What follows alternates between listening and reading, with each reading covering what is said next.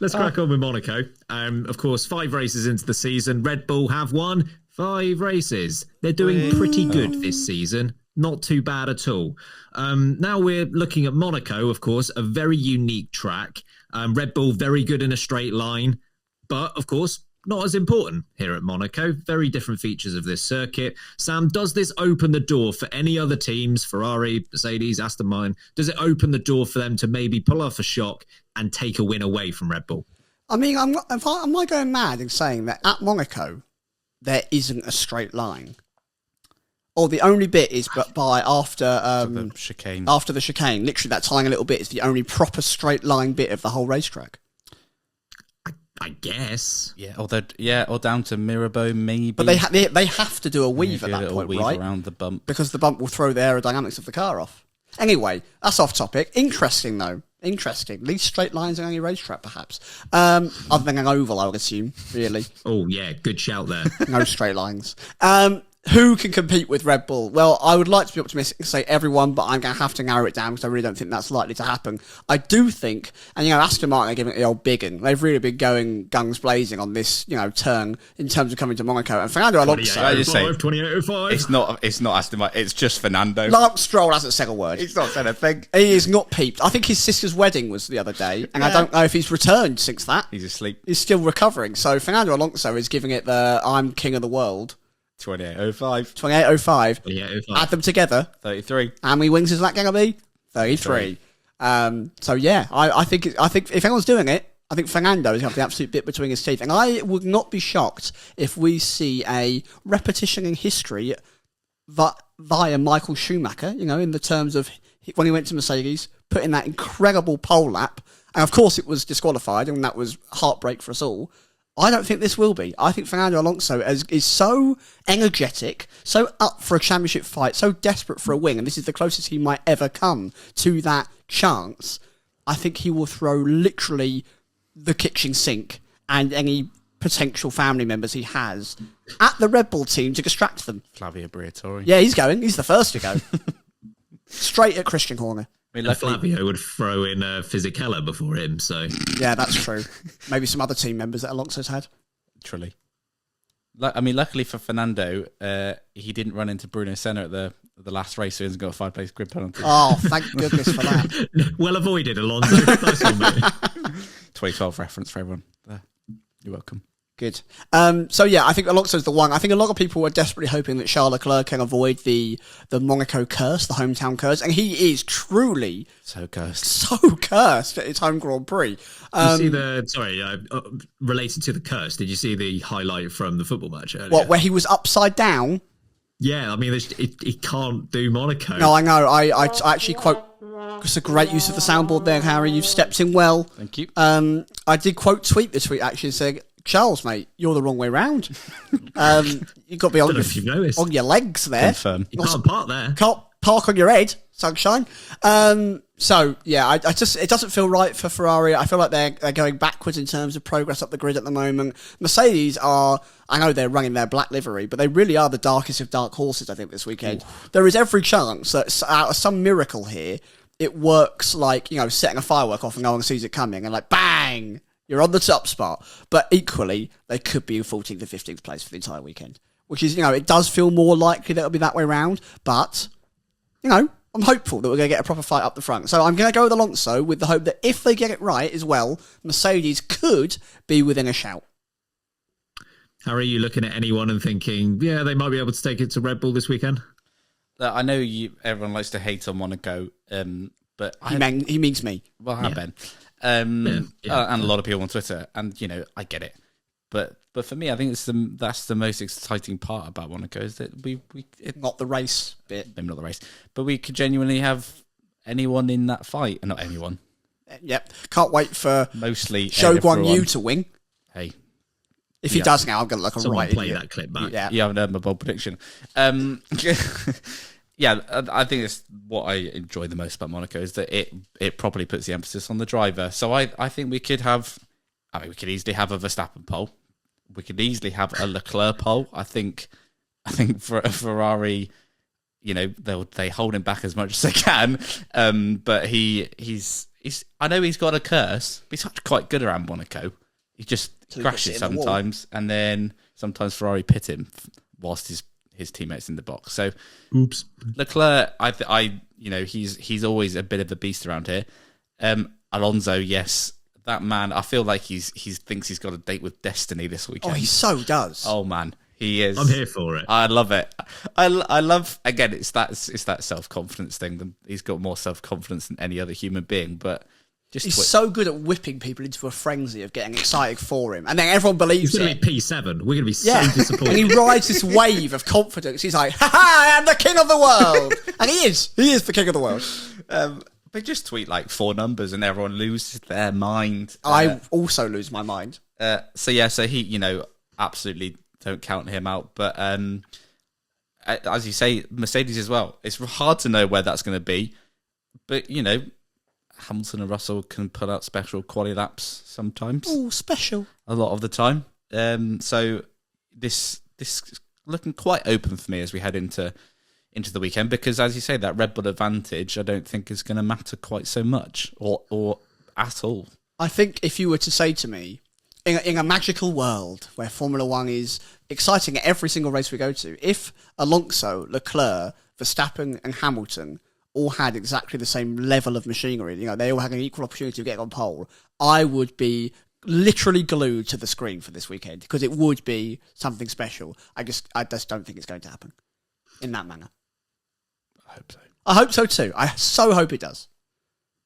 I think there's a bit of a good dollop of irony heading into this weekend when it comes to the question around Red Bull, because for so many years when Red Bull weren't dominating the championship like they have been this year and last year, the question was always, could Monaco be the track where they actually excel and fight for a race win? Now the question's turned on its head in terms of, could Monaco be their bogey track? Could Monaco be the one that lets them down? So for years when it was Mercedes ruling the roost, it was could Red Bull compete here? Think back to 2018 as an example when Ricciardo won.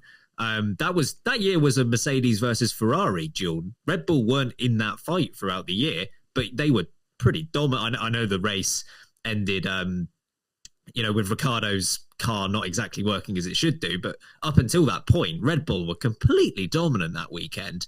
And if you look back even further, 2016, I know they didn't win that race because Ricciardo had a pit stop error with the Red Bull mechanics, but they should have done. They had the pace to win in a season where Red Bull only won twice in other races that weren't Monaco.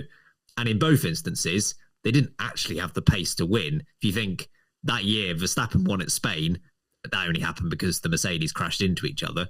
And Malaysia, that was the iconic no Hamilton retirement. So Monaco was arguably that year the only time they should have won. So there is a bit of irony that we're now looking at it as a potential weakness source rather than a source of strength. I think my instinct is it probably won't be enough for the other teams. I am looking forward to seeing if Aston Martin can compete here because, as mentioned, they seem to be pretty good at these slow speed corners, and that's kind of what Monaco is. And there is a little bit of optimism for Ferrari as well, because I agree with your overall comments, Sam, about Ferrari. The good thing here is if they can pull out a qualifying lap of the gods, maybe from Leclerc, even if Red Bull have got a faster race car, they might not be able to get by, which at other racetracks, obviously, they would be able to. We've seen Leclerc take pole at Baku, for example, this season. But of course, when it comes to race day, there's no competition whatsoever. Here, it might actually be tricky for Red Bull to get by. Any thoughts, Sam, on Perez's chances? I know this was obviously a race that he won last year. Do you think he can take it to Verstappen and take the race win? They call him Mr. Street Circuit. They don't. They do. No, they do. Street Circuit King. I don't want you to do that ever again. Oh, Mr. Bombastic. I actually do. Oh, God. Yeah. Thank you. Sammy G. They call him Mr. Street Circuit.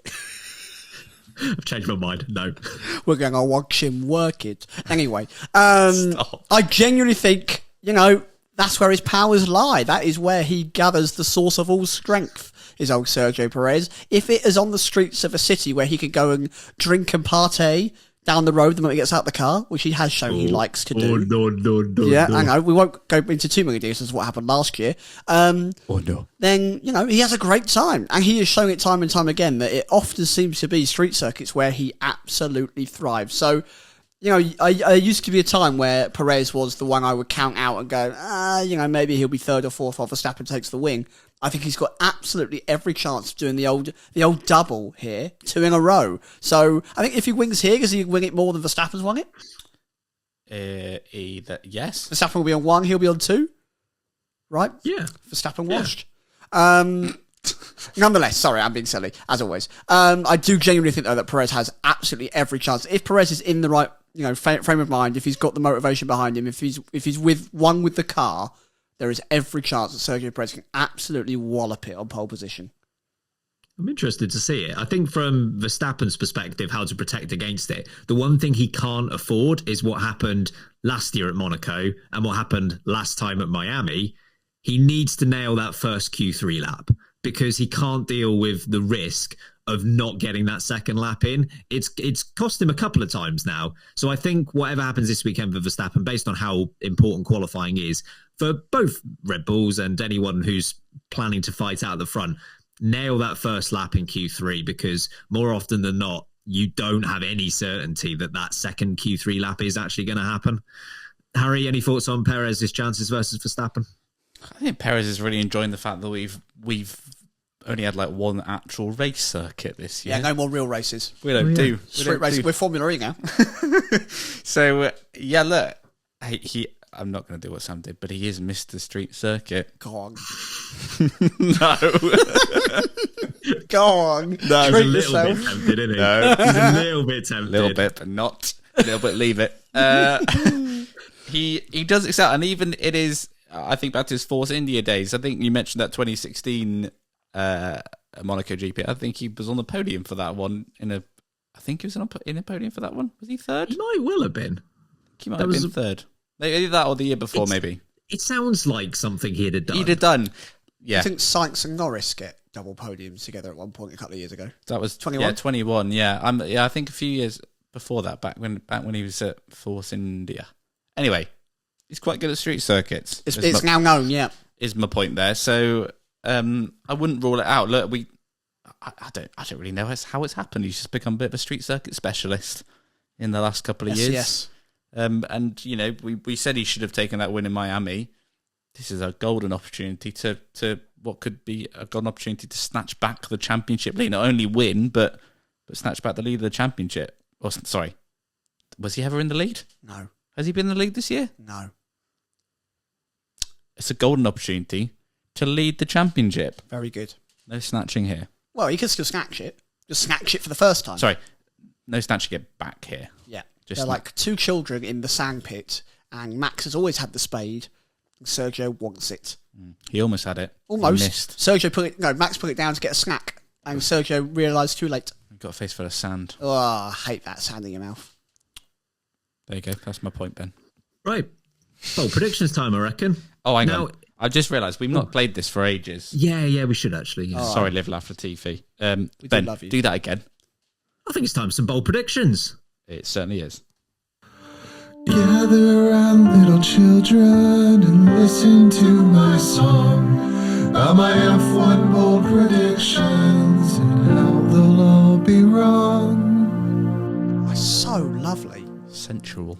I've never felt so good about being wrong. I was going to say, in fairness to our bold predictions, we got them all wrong last week. But for the first time ever, it's not our fault. Could have seen it coming, I reckon. Yeah. Bold predictions. Should have said race was going to get cancelled. One of us should have at least done that. Yeah. Anyway, bold predictions for Monaco. What have you got, Sam? I am going to do something I've never done before. It's a 5-part. No, it is a 2-parter. That's not the bit. The first bit is that the Monaco Grand Prix is going to be considered currently the race of the season so far. It's quite an objective. It's quite subjective. Subjective. It's up for debate, but I think we're the three of us, especially who have discussed this. We're all aware that we haven't had the most thrilling start to the season, right? We said this last time out. Every race has been no more than maybe a 6. This bar is hella low. Yeah, right. So don't get me wrong. I know that the claim I'm making sounds extreme, but it has got a small bar to jump. It's like the first round of Crufts, where the Chihuahua's got to hop over the first bit, you know? Anyway, so I'm going to say that currently, not that it will be the race of the season across the whole season, because we can't objectively yet, but so far... As of now, race of the season. And the second part is, Fernando Alonso will win.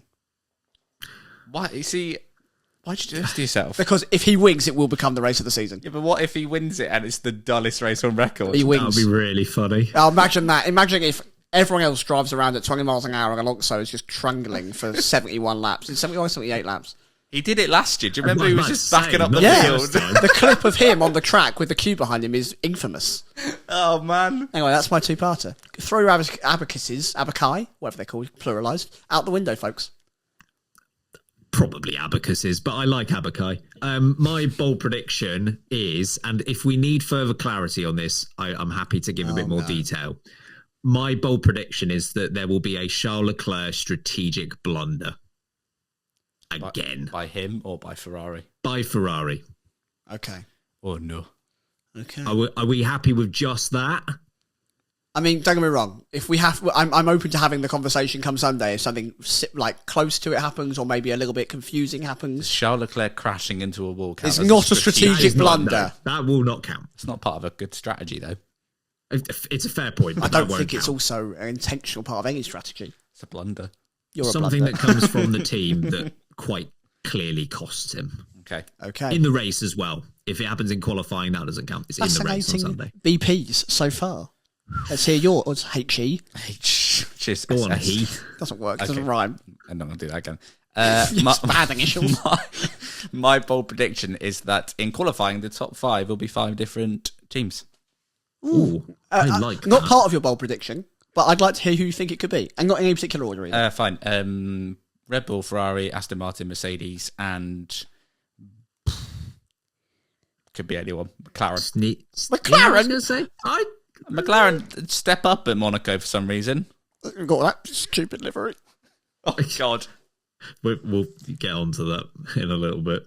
Pole 1, 2, 3. What have you got, Harry? Pole position. I'm gonna do it. It's Fernando Alonso. Come on! Yes! 28.05. 28. Oh, fuck. Oh, Well, no, it's 27. I'm feeling 33. So, yeah, he's going to be on pole. He's going to win because he's going to trundle around at 20 miles an hour. And it will be the best race of the season. Someone's going to get past him. Get out of the way. Oh, come on, mate.